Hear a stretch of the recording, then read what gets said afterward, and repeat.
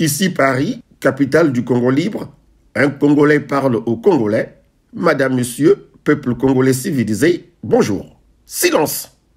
La personne la plus lucide du clan Sassou Nguesso s'exprime dans un extrait d'une conversation vraisemblablement téléphonique mise sur la place publique par un élément du sillage forcément. La fifille présidentielle, députée et maire de Kintélé, tire la sonnette d'alarme au sujet d'un différend administratif qui ferait tâche.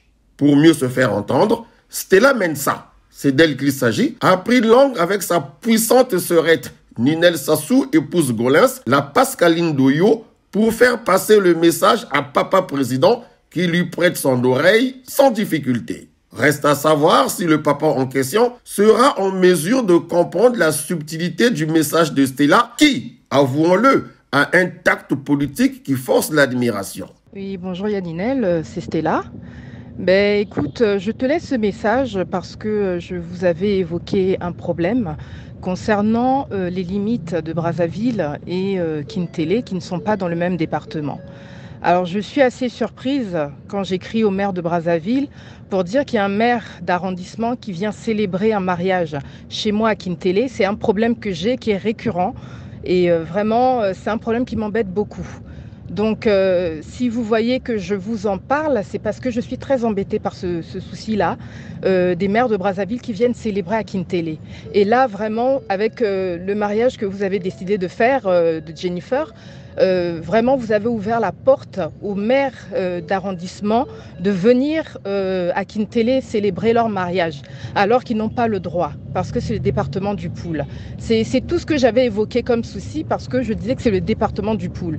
Mais vraiment je suis déçue de la réponse que j'ai reçue du maire de Brazzaville parce que c'est passé par un tribunal tout ça alors que le ministre de l'Intérieur avait déjà préparé une dérogation et donc le tribunal aussi ne connaît pas les limites, la mairie de Brazzaville aussi ne connaît pas les limites et on a ce problème où à chaque fois on veut intégrer Kintélé dans Brazzaville alors que c'est dans le Poul et moi je dis que ce n'est pas une bonne chose parce que politiquement ce n'est pas bon pour nous. Politiquement dans le Poul quand on parle de Kintélé au moins c'est l'endroit où les choses avancent bien, c'est l'endroit où il y a des infrastructures.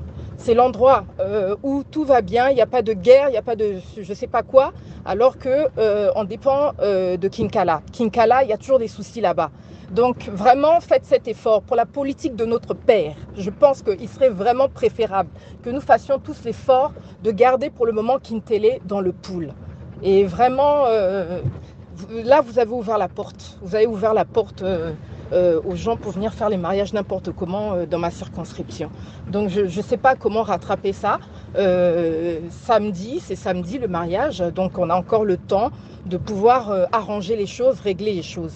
Et donc ce que je propose, c'est que quand on va arriver, que je puisse m'asseoir à côté du maire de Talangaï et que j'explique pour quelle raison ce n'est pas moi qui célèbre. Parce que je vous assure, là vraiment vous me créez un problème. En fait, c'était ça que j'avais à dire. Je préfère être franche et ne pas avoir ma langue dans la poche parce que plutôt que de m'énerver et de faire payer à Jennifer ce qu'elle n'a pas fait, la pauvre. Donc voilà. Merci si vous pouvez arranger ce problème-là. Merci beaucoup. Voilà, quel désordre familial. Boalayaï, Kaka maîtrise. Ce qui trouble encore plus, c'est d'entendre cette fille de Sassou qui n'a pas sa langue dans la poche, reconnaître qu'il y a la guerre dans le Poul et que sa circonscription est le seul havre de paix de ce département, meurtri par la faute de la politique dévastatrice du Ngaya Sassou Denis, son géniteur. Tchadi, Congo, Salakanga Mawa, Ina Bango trop. À très bientôt. Si le peuple me fait confiance, ils auront un président qui redressera ce pays.